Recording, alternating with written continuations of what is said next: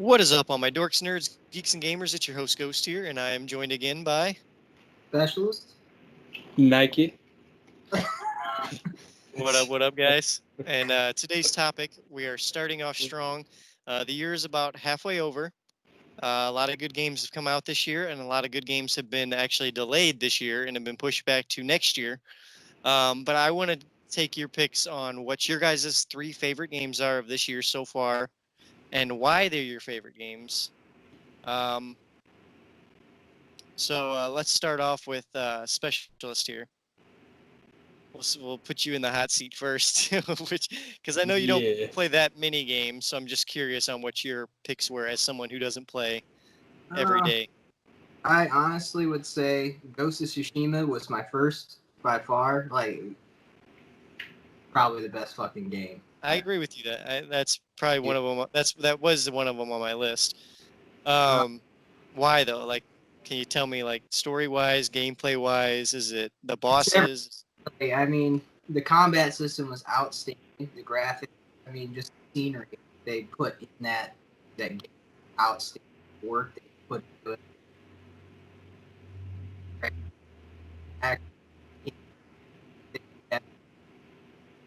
You're like breaking up right now. I'm not sure if it's your mic or... It's my phone. It's just, Oh, okay.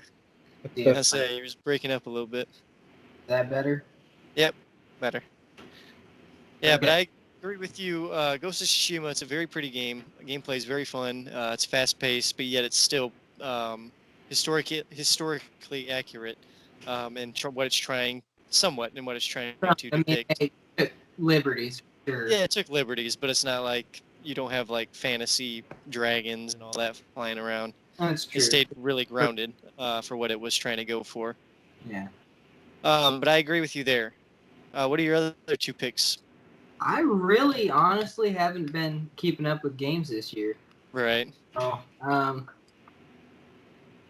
There any second. Call of Duty? Yeah, that's about the only games I played this year because I knew everything else was gonna let me. Right. And Call of Duty got stale after a while, so I can't really. Surprise there. Yeah, it's fun for the first couple of months you have it. Even the Battle Royale, which by far was the best Battle Royale I've ever played. Still, it got old, and it just took up everything on my PlayStation, so I had to... Right. I fucked you there with the memory. Which really came out, 5 years ago? It'd be Rainbow Six. Yeah. That shit doesn't really get too old. But... Yeah. Still a fun game. Yeah. All right, Nike. Well, I take that back. Sure. Go for it.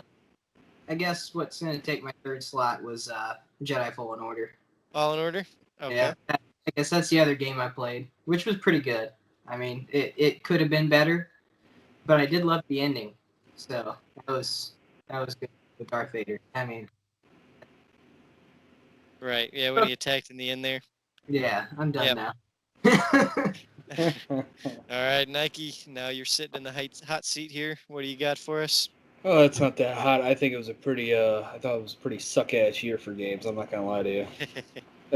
There's a lot of hype around a lot of games, but a lot of them failed. I haven't played Ghost of Tsushima, but what I've seen of it, it looks amazing. From what I've heard from everyone, it's really good. So it is amazing, guys. Actually, before you say anything else, if you guys want to check it out, our very first episode of Smash Soapbox was all about Last of Us 2 and Ghost of Tsushima. So if you want to learn more about the game, check out that first episode. There will be a link in the description down below. All right, sorry, continue. Other than that, Last of Us Part 2, it was still a good looking and it was a gorgeous looking game and it still played well and all that. It's just the story to me it kind of fell. True. It wasn't even that the story was flat. It was just very confusing. Actually, it was just it was all over the place. Yeah, it's just it didn't make me feel one way. I was just like, oh, all right. But for games, I really like Breakout, which is I don't think I've heard of that yet. Breakout came out. It was like a few months ago. Okay. It's basically like CS:GO, but it's on the Oh, console okay. version, and I actually like it a lot. It's Strategic based, yeah, team based, squad based shooter. yeah, it's heavily leaning on like you need to know the map, so Right. you need to know where your choke points are, where your sniping points are, and stuff. But it's the same mechanics where it's like search and destroy from COD. One team plants while the other team defends, and Gotcha. then at the beginning of each round, depending on how much money you have, is what you buy. So if you're buying armor or guns or whatever, I actually like it. I think it's pretty fluid for It that sounds side. good to me. Like I've been getting into a Rogue Company, and that's very much the same kind of CS:GO style shooter. So I can understand where it's Um, going. well, it's not a new game, but I thought it was it is new, but the Final Fantasy VII remake. Yes, that is a That very fun game. It uh, barely missed my list, but we'll talk about it. and then yeah, I mean, I don't really have anyone for my third slot because it just. I mean, I wouldn't even say Doom because I Eternal, yeah, Doom Eternal. it wasn't my Doom. Right. It's not. Well, plus a lot of good, amazing games have been pushed back this year, such as Cyberpunk. I really firmly believe that would have been a Game of the Year contender if it would have released this year, but it got pushed back to what I think March Mhm. of next year, I believe. Yeah, but well, I guess if I had to end it, it'd end with Animal Crossing, definitely. Okay, trying to steal my picks here. Yeah, Yes. All right. Um, so yes, I had Animal Crossing on my list. I'm gonna put that actually as number 2 on my list. Just because that game opened up so much of the Animal Crossing brand. Um, Animal Crossing became huge with New Leaf on on the 3DS. They had swimming, diving, they had all the dream stuff, they had all the extra items you can get, all the different activities you can do. And what they did when they released New Horizons is they stripped all that and they made it basic. So when you first bought the game, it was basic, and over the months they've just added and added and added and added and added, and now it's actually got more content than any other Animal Crossing game that has been out there. And I think that right there is a testament of why it's selling so rapidly in Japan, because right now it is the number 2 selling game in Japan of all time. Now that's a big deal. That's like Dragon Quest numbers, all right? And they have to shut down. They only release Dragon Quests on Saturdays in Japan because it's so big that it shuts down major streets. They get people waiting for items um, that they're waiting for their pre-orders to come in and all that stuff. So it's just a big event down there in Japan. So I'm now seeing Animal Crossing grow like that. It makes me excited to see where the franchise goes from the future from here. You know what I mean? And if they continue to support it with DLC, which I hope they do. But yes, that is number 2 pick on my list. Number 3 pick is going to go to Ghost of Tsushima. As we talked about in our first episode of the podcast, Smash Soapbox. A fun game, gorgeous game, amazing gameplay. Mission structures were well put together. Not even just the main missions, but the side missions were just as fun, if not some of them even more fun than the main missions, which is awesome. I love that about my open world games is when you stumble into something and you're like, I could have missed this amazing opportunity if I didn't take the time to talk to this NPC. And that's what Ghost of Tsushima did for me. So that's why it's my third slot. And last but not least, the number 1 slot I think is going to take Game of the Year. And this is kind of an upset. And it's the very first indie game I think will take Game of the Year. And I think that is going to be Fall Guys. Why? Because it's such a new experience. It's much like Gang Beast was, but picture Gang Beast on a Fortnite level. That's what I'm seeing Fall Guys expanding to in the coming weeks. And with them dropping the game for free on launch day to all the PlayStation Plus users, that was one of the best moves Devolver Digital could have made to grow that brand in the future. yeah, Because, because it's not free anymore. It's already not free, yeah, people and jumped on. it's it's epic. The game It's is a, epic. it's an amazing game.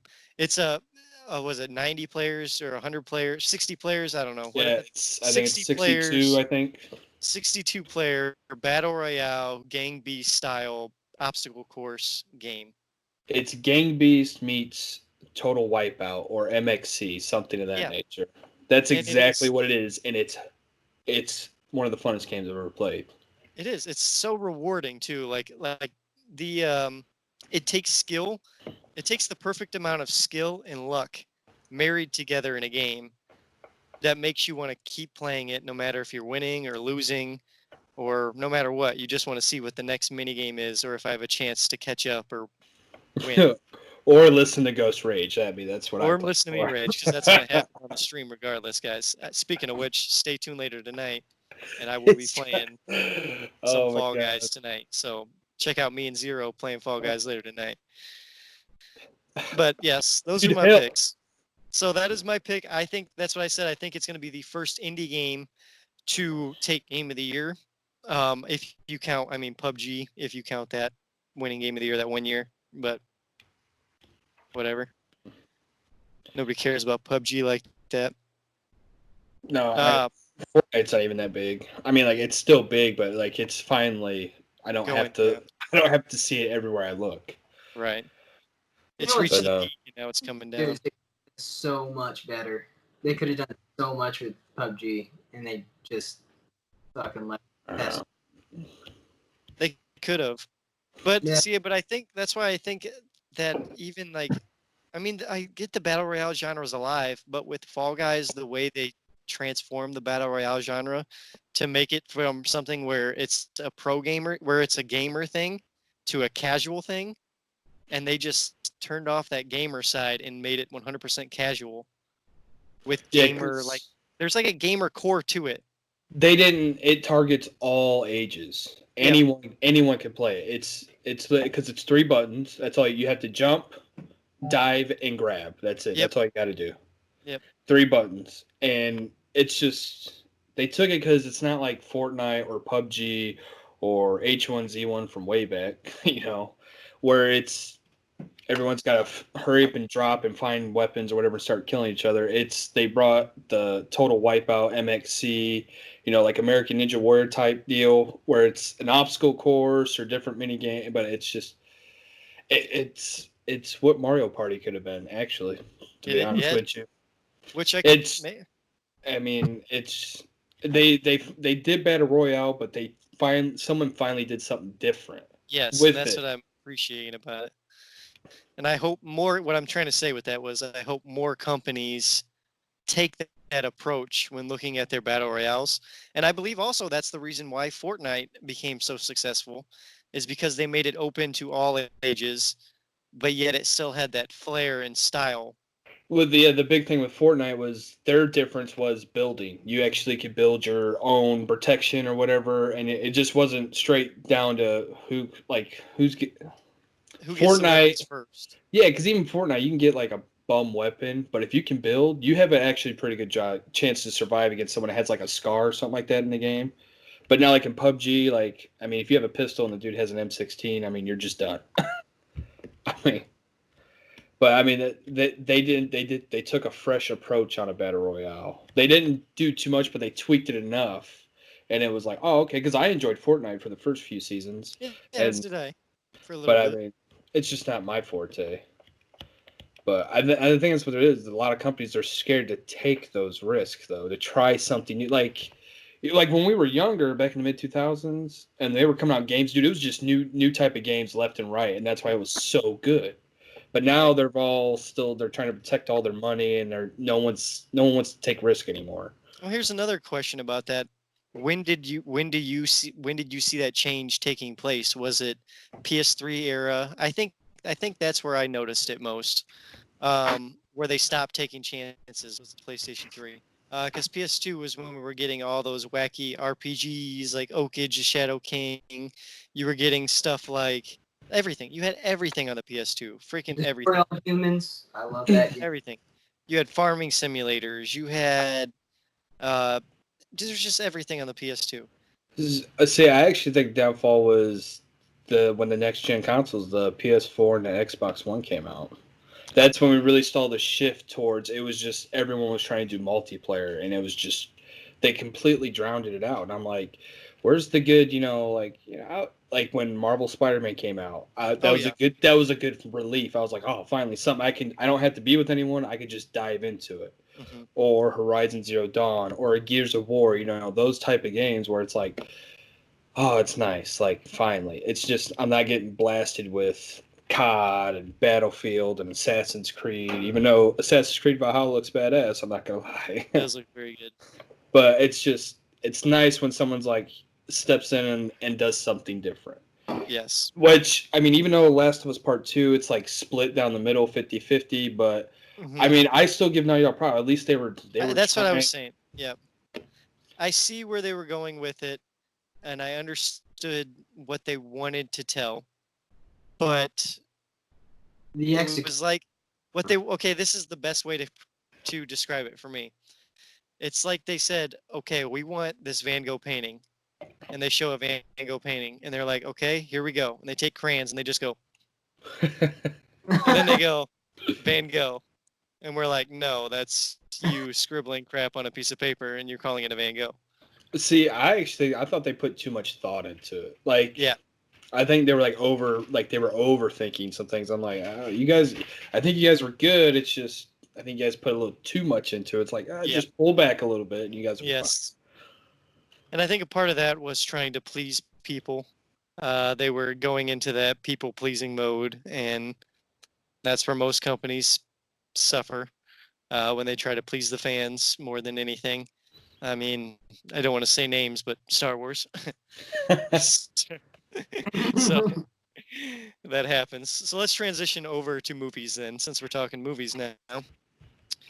What is a forgotten movie sequel you've always wanted to see, or a movie sequel from a franchise that you thought was dead that you would love to see come back? All right, I'll go first on this one. uh, and then, yeah, it is a forgotten movie, but it's the Magnificent Seven, Okay. the remake when they pulled in Denzel Washington and Chris Pratt. Okay, Hmm. I'm a huge Western fan. I love my Western movies, even all the way back to the spaghetti westerns with Clint Eastwood and Lane Van Cleef. Yeah, I love westerns. And when they did Magnificent Seven, the remake, I was like, That was oh, a good okay. movie. I was like, all right, I'm gonna watch this and we're gonna see how they do. And they killed it. It was phenomenal from the very beginning all the way to the end. I was in love with it, and I'm like, man, I can't. I hope they make a sequel like they did back in the '60s with the original Magnificent Seven. Then they had, I think it was the Return of the Magnificent Seven, and they kind of left it alone. Where I'm kind of happy at one point where I'm glad they left it alone, because I'm like, all right, you just leave it where it is with all the characters, because a lot of the main characters died off Yeah, true. at the end. But then on the other hand, I'm like, man, if you guys could recreate that and make a second one just as good, I'm like, I'm totally for it. But I And just, well, and the thing about that sequel I could see happening is just because some of the main characters died, that gives them more opportunity to bring in more famous names. So it'd be another or opportunity to have new people. yeah, they wouldn't even have to bring in famous names. You could bring in some up and comers, because Yep. you'll still have Denzel Washington if you bring him back to reprise his role. Yep. And then, it's just like Chris Pratt died in the movie, and the way he went out, Like a beast. I was like, what a dude right there. Like, And then, they had the guy that played Midnight, what's his name? oh, I just saw this movie on TNT like the other day, I swear. Oh god, it's Steven something in it, Stephen something. I don't remember. Stephen Hawkins or something like that. Yeah. God, Ethan Cause Ethan Hawking. Yeah, because he played in Training Day with Yeah. Denzel, and he was perfect. The guy who played the Asian in the movie, who was from the GI Joes, he killed his part. I mean, it was just like the guy who played the Native American, the Indian in the movie. Yep. I'm pretty sure I'd never seen that dude before, but I was like, that dude's badass. I don't I'd think like I've to see seen him him in more actually in a movies. movie since, but he was good in Yeah, that movie.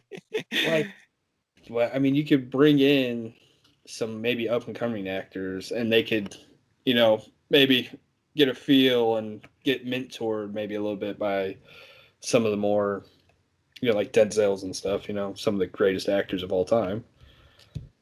Touche. But All yeah, right. but that's my number one. Like, there's probably other movies, but I was like, because Magnificent Seven was so badass, I was like, it's definitely that one. Very nice. I agree with that one. Magnificent Seven. We'll call it the Magnificent Eight.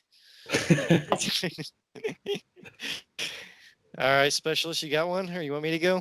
You go first. I'm still thinking. All right.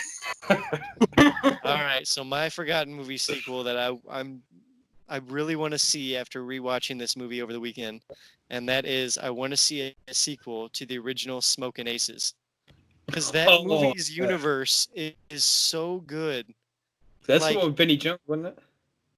It's got Ryan Reynolds, it's got Ben Affleck. It's got Ben Affleck's the one that dies like right off the bat. They're outside. They're standing outside the car, and he's like, "Hey, I got these uniforms." And then the redneck dudes pull up and just shoot them all. Yeah. And then they steal the uniforms. It's got Chris. Oh, what's his name? The guy from Wonder Woman. He plays it as one of the rednecks. Oh, yeah, it's right. It's playing Star Chris Trek. Pine. That's his name. Chris Pine.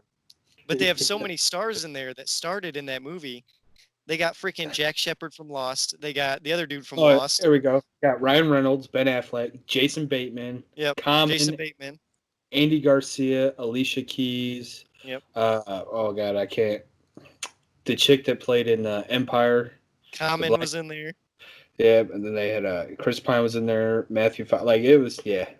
I know exactly which one you're talking And not only was the movie amazingly good, and I understand a lot of characters died in that movie, but the same approach to the Magnificent Seven is if they wanted to bring more star powers in to play new assassins, that 100% works in that universe they created.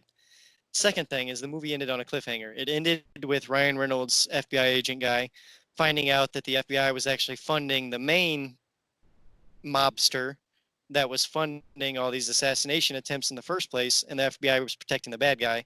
So he goes and he pulls the plug on the bad guy, saying "F you" to the FBI, and you just get a last scene of him stuck in the room with them slamming on the door, trying to unlock the door while he kills the mobster guys. But I would love to see what happens in that universe after that moment, because now you got this FBI agent who turned on the FBI, and now all these assassins are going to be after him and him only. And that's a very interesting take on a movie. John Wick, I guess, I would say would be the closest. Yeah. But they do it unlike John Wick does it. They don't do it. Well, I mean, John Wick kind of does it like this, but Smokin' Aces is pure chaos. Like, it's assassin versus assassin, everybody versus everybody. There's no teams. There's no. And that's what I love about it. And that's why I'd love to see a third movie be made that deals with the actual sequel to the original. All right, that's my take, Specialist. You finally got one? He don't got one. I was thinking, man, but anything recent that's come out, like everything I could think of, it's already either come out and it sucked ass, or I mean, it should be left alone. I guess I want to see something like maybe Dead Silence. You remember that movie? Oh, yeah, okay. Yeah. Maybe see a sequel to that, or maybe a prequel. Okay, I could see that. I like that. With what's her name? Mary Shaw? Yeah. The one that ripped your fucking tongue out every time you'd scream when you saw it. Yep.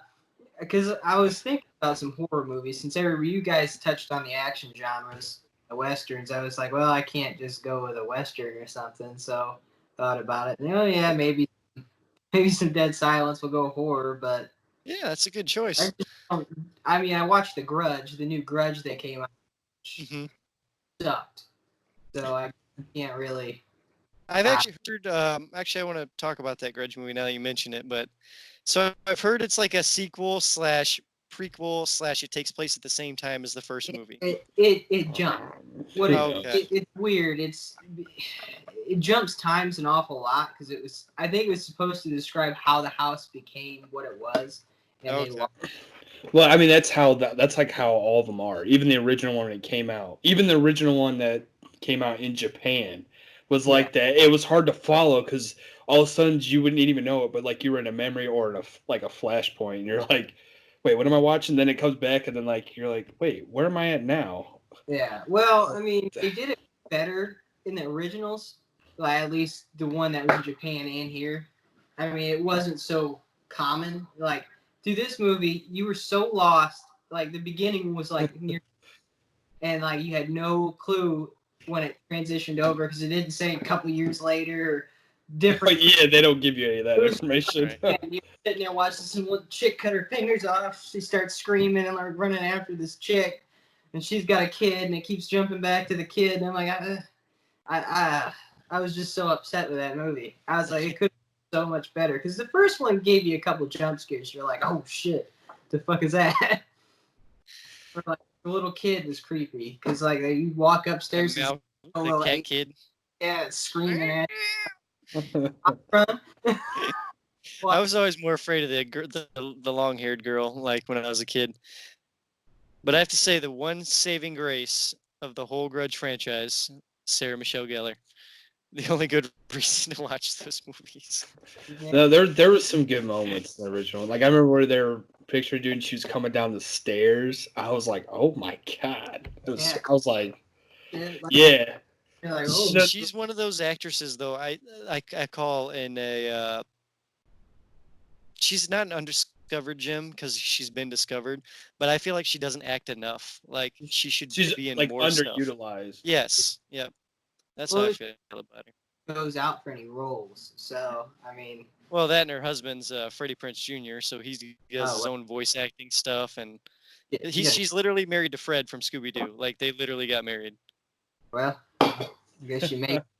So, It's bad because like the first thing I think of Freddie Prinze Jr. is I know what you did last summer. Like that's the first thing I think of. But it's funny that someone would be like, "Oh, Scooby Doo," and I'm like, "Oh yeah, that's right. He did play in that." yeah, they both played in it. That's where they actually, I think, met. Okay, I got a better, I guess a better sequel. I want to see a sequel of The Strangers. They did one. They I did. said better. Oh, better. Okay.